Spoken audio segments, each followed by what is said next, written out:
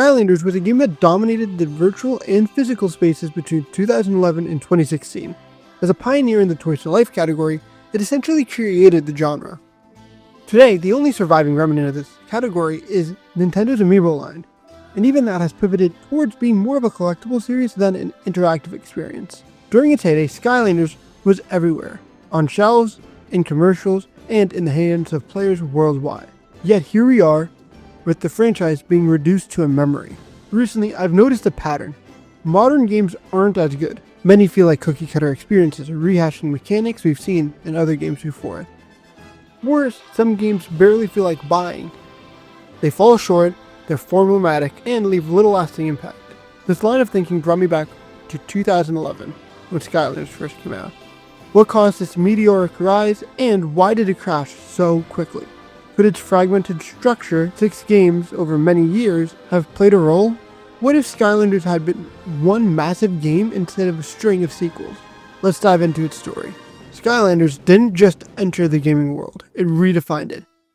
When Skylanders Spyro Adventure launched in 2011, it wasn't a game, it was a revolution. Players could bring physical toys to life in the digital world through the magic portal of power. This innovation bridged the gap between traditional play and video games, making Skylanders a household name almost overnight. Each game in the series brought something new to the table. Spyro's Adventure set the stage with its simple yet engaging story. The evil Portal Master Chaos banishes the Skylanders from their home, leaving it up to the player to restore the peace. But interestingly, Spyro himself wasn't even essential to the plot, showing that the franchise used his name more as a marketing strategy than a core element. Giants, the 2012 sequel, expanded this concept by introducing massive Skylanders with unique abilities to overcome obstacles and access hidden areas. This marked the start of Activision's annual release cycle, which later would contribute to the series' Oversaturation. Swap Force pushed the boundaries even further in 2013, with its innovative mechanic of swapping characters' halves to create new combinations. This kept the gameplay fresh and gave players more reasons to collect figures. It was clear by now that Skylanders wasn't a game, it was a juggernaut shaping an entirely new genre. As the series progressed, each installment offered its own twist, from trap capturing mechanics of Trap Team to the vehicle-placed gameplay of Superchargers. This constant innovation was a key part in Skylanders, but it also planted the seeds for its eventual downfall. While Skylanders dominated the gaming world in its early years, it also had a rapid path towards oversaturation. By the time Giants hit the shelves in 2012, it was clear that Activision had embraced a yearly release cycle, much like other blockbuster franchises. This decision pushed out a new game every year, each with a new batch of figures, which was initially successful but ultimately was unsustainable. The core appeal behind Skylanders was its collectible figures, but with the sheer volume of new releases, it started to become overwhelming for both players and collectors. By 2013, the series had expanded to include over 30 figures per game, each requiring its separate purchase. This not only made the games financially demanding, but also created confusion among fans who were left scrambling to collect the latest characters. The constant need to buy new figures just to keep up with the game turned what should have been an exciting experience into a frustrating obligation. As the number of figures grew, so did the prices. The starter pack, the $75 starter pack, initially an affordable entry point, became a steep investment when combined with the ever-growing list of figures, expansions, and accessories. In fact, by the time Superchargers came out in 2015, it wasn't uncommon for dedicated players to spend hundreds of dollars to collect every figure, vehicle, and playset. The game had shifted from an enjoyable, collectible experience to a full-fledged cash grab. Beyond price and oversaturation, competition also played a significant role in the franchise's decline. Skylanders wasn't alone in the Toys to Life genre. Disney Infinity, which came out in 2013, entered the fray with its own set of figures and expansive worlds, targeting the same audience. LEGO Dimensions followed suit in 2015, leveraging its iconic brick-based gameplay to offer a unique take on the genre. Even Nintendo got in on it with its Amiibo figures, further fragmenting the market. While Skylanders laid out the groundwork, its success led to a flood of similar games, causing the Toys to Life genre to become oversaturated. What was once innovative became ubiquitous, and with too many options for consumers, interest began to wane. The fatigue wasn't just market-wide, it also hit individual fans. Personally, I loved the first 4 games, and I'm doing a run-through of everything right now. But when Supercharged came out, I assumed it wasn't available for the Nintendo Wii, a console I was still using at the time, so I didn't bother to get it. Then, when Imaginators launched, I learned that wasn't available for the Wii at all, which sealed my disinterest for the series. Ironically, I recently discovered that Superchargers actually was released on the Wii, and I went back to get it out of curiosity.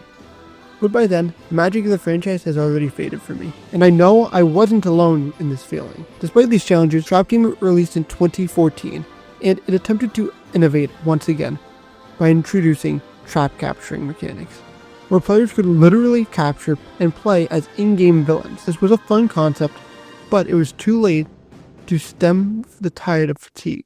The introduction of Imaginators in 2016 was arguably the final nail in the coffin, adding yet another layer of complexity. By then, the Toys to Life franchise bubble had already burst. Skylanders was unable to regain its former dominance. What if Skylanders had been condensed into one game, with each installment functioning more as an expansion or chapters of a single story? Imagine a Skylanders game structured like Super Mario Odyssey, where each world is distinct but tied together by central narrative. Spyro's adventure could have served as the foundation, introducing the conflict with chaos and the concept of portal masters. And the subsequent worlds could have been tied to mechanics introduced later into games. For example, Giants could focus on zones accessible only by these towering characters, while Swap Force could use its swapping mechanics to unlock puzzles and create new paths. The trapping system from Trap Team could seamlessly be integrated into any of this gameplay in later stages to keep the game fresh as players progress. Not only would this have kept the story unified, but it might have also prevented the burnout caused by annual releases. Instead of being forced to purchase entirely new starter packs or figures every year, players could have bought periodic expansions similar to what we see now in live service games today, such as Bendy and the Ink Machine, Poppy Playtime, and much, much more. This approach might have kept the series feeling fresh without overwhelming players financially. Of course, there are challenges to this idea. Part of Skylanders' charm was yearly anticipation of new characters, new mechanics, and new adventures. Turning the series into one cohesive game could have diluted that excitement.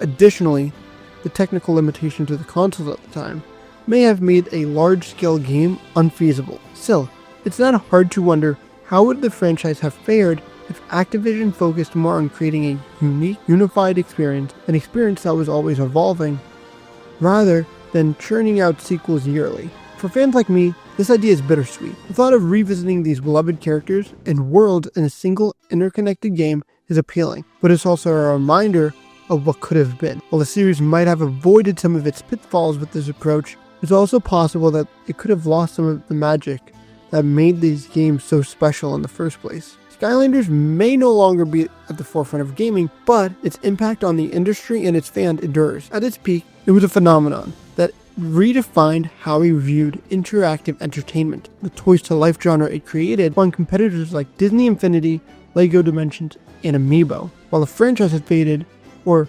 pivoted, Skylanders paved the way for the concept, providing the power of blending physical collectibles with video games. However, when we talk about Skylanders' true legacy, it isn't about the toys or the genre it created. It's about the community that still thrives today. Despite the last mainline game being released in 2016, Skylanders continues to hold a special place in the hearts of fans. You'll still find YouTube channels dedicated to ranking characters, speedrunning levels, and even creating custom Skylanders figures. The final game, Imaginators, was a bittersweet conclusion for many fans. While it introduced the ability to create your own Skylanders, a long-requested feature, it also marked the end of the series. Many hardcore fans like myself feel like it didn't have a proper send-off to the franchise, especially since the story didn't provide any satisfying resolution with the overarching conflict of chaos. In the end, Skylanders' legacy is one of innovation and community. It's a testament of what can happen when a bold idea captures the imagination of millions.